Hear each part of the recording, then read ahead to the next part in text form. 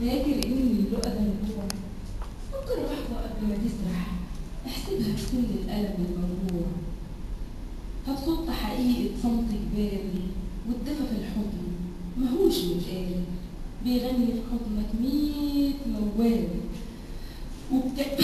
وكلامه معاني يا دوب تتقال، وإن كان بسلامك أحضانك كل كيانك تتهز برعشة أمنية على موجة فرحة معدية بلقاك، وحسبت الحضن الاستعجال ما تعيش اللحظة وتدوب في سكات الصمت حتى لو كانت لحظات. هتحط معاها كتاب حكايات بس تقول وقتها سخافات بإشارة تلزم كل حدود اللهفة. ليه ما تعيش يا صاحبي اللذة في لقاك؟ ارسم خط موصول بأمالك، كسر لحواجز عاش في خيالك. موجوع وبتشكي قهاتك للممنوع، حطيت أحلام في الكفة المايلة وبقت ثابت على أوهامك، والكفة المليانة قصادك هي عنادك. لو دققت المصدر بحكمة كنت تشوف الصورة التانية وضعك جوه الحضن الدافي كله حروف مليانة بحكاوي قديمة ترسم تعبير محفورة جواك في الصورة، وبترسم هي بدورها الخوف. اتألم لو كان الحل وهترجع تاني لنفس الصورة بالوحدة صداقة بتتكلم عن أفراحنا عن أحزاننا عن فكرة حكيناها ما بينا.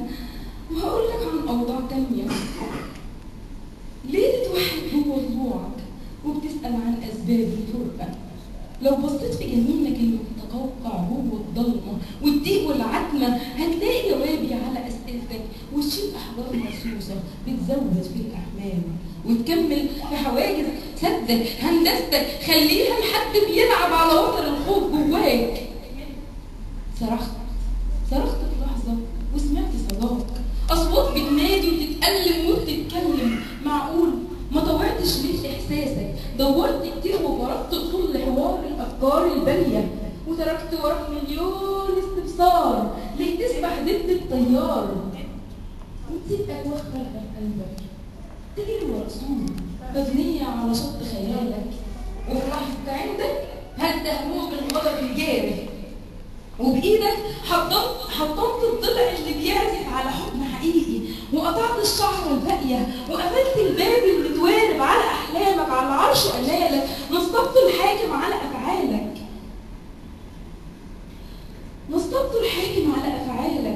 على عرش أمالك. نصبت الحاكم على أفعالك حكمته في دوائي المحسوس.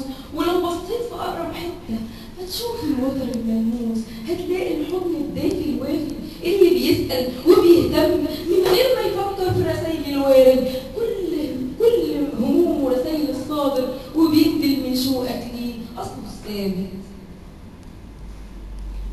ما هو كل عمايله عليه شاهد بحنان وحب وخوف كل الأوقات، علشان الأصل معاه ثابت ما بيتغيرش، علشان الأصل معاه ثابت ما بيتغيرش. شكرا للشاعرة شيماء الغياتي.